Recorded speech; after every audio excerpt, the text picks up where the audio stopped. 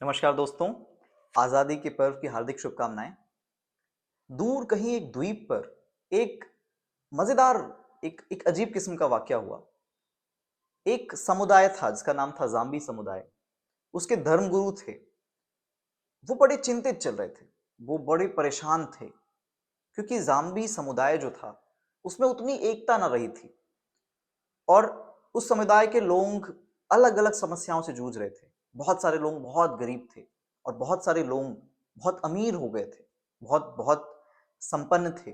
यहाँ तक कि मोबाइल फ़ोन्स और अन्य टेक्नोलॉजी भी उस द्वीप पर आ चुकी थी। और हुआ यूँ कि अपने-अपने जीवन में लोग इतने व्यस्त हो गए कि अब जिस तरह से पुराने वक़्त में अपने समुदाय को लेकर लोग डिवोटेड रहते थे, अपने कर्तव्यों का पूरी तरह से निर्वहन करते थे, हर त्योहार मिलकर साथ से मनाते थे, वो भावनाएँ अब पीछे होने लगी। और उस धर्म उस समुदाय के जो देवता थे, उनके पूर्वज, उनका एक बहुत बड़ा विशाल मठ था, एक पहाड़ी के ऊपर। उस मठ पर वो बहुत जर्जर अवस्था में था, उस पर कोई ज़्यादा जाता भी नहीं था और लोगों में वो जो फीलिंग थी, वो जो प्रेम था अपने समुदाय के प्रति, वो कम हो रहा था। धर्मगुरु बहुत चिंतित थे। उनको एक समाधान सूझा।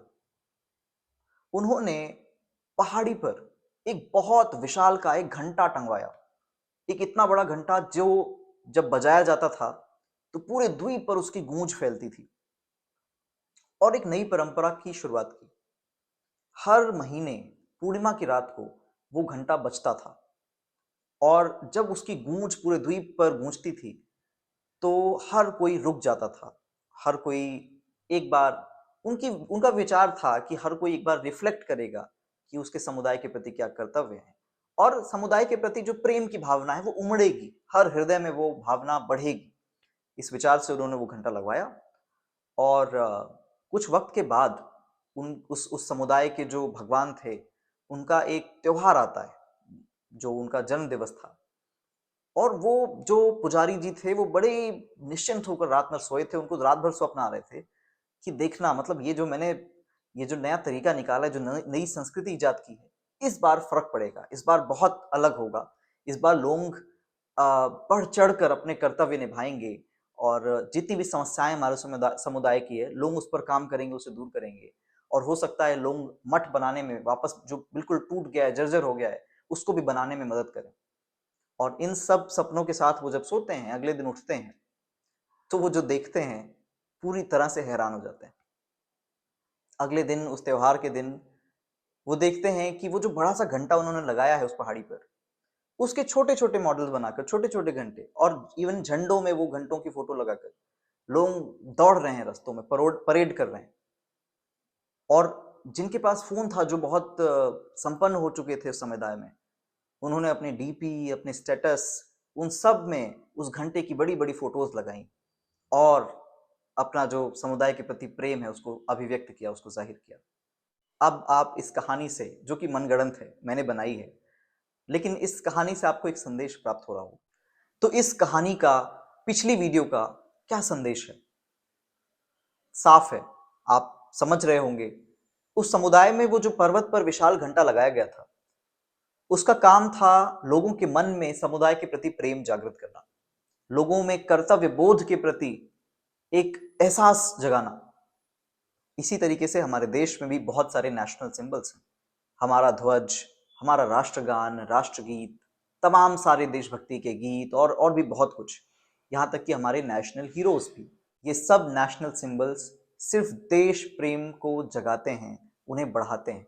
पर देश प्रेम की अभिव्यक्ति सिर्फ इन नेशनल सिंबल्स के सम्मान से नहीं हो सकती। जिस तरह से उस समुदाय में आपने देखा कि उस घंटे के प्रति कोई कितनी भी इज्जत और कितना भी नतमस्तक कर ले, उसका अपने समुदाय के प्रति जो प्रेम और कर्तव्य है, वो सिर्फ इतने से नहीं अभिव्यक्त होता। तो फिर क्या करें? क्या करना होगा?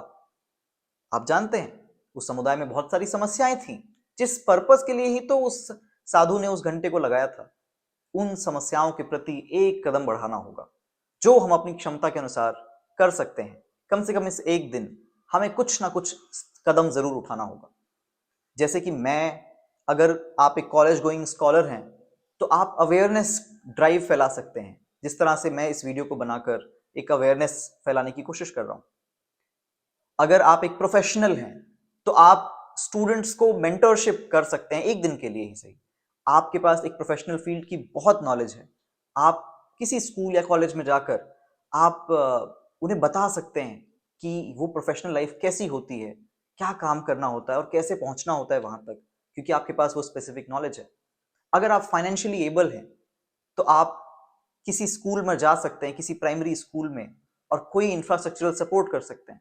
शायद आपकी दी हुई एक फुटबॉल भी उस स्कूल के बच्चों में जान ला देगी। हो सकता है उस फुटबॉल के लालच में वो रोज जल्दी से स्कूल आना चाहेंगे।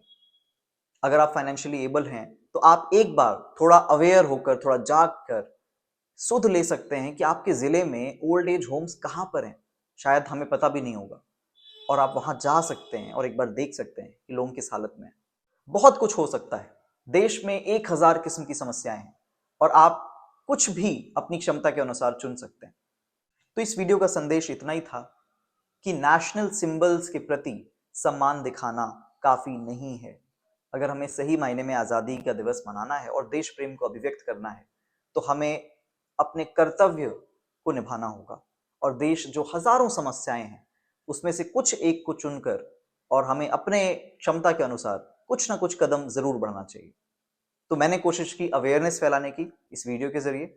आप कमेंट बॉक्स में जरूर बताइएगा कि आपने स्वतंत्रता दिवस कैसे मनाया। धन्यवाद।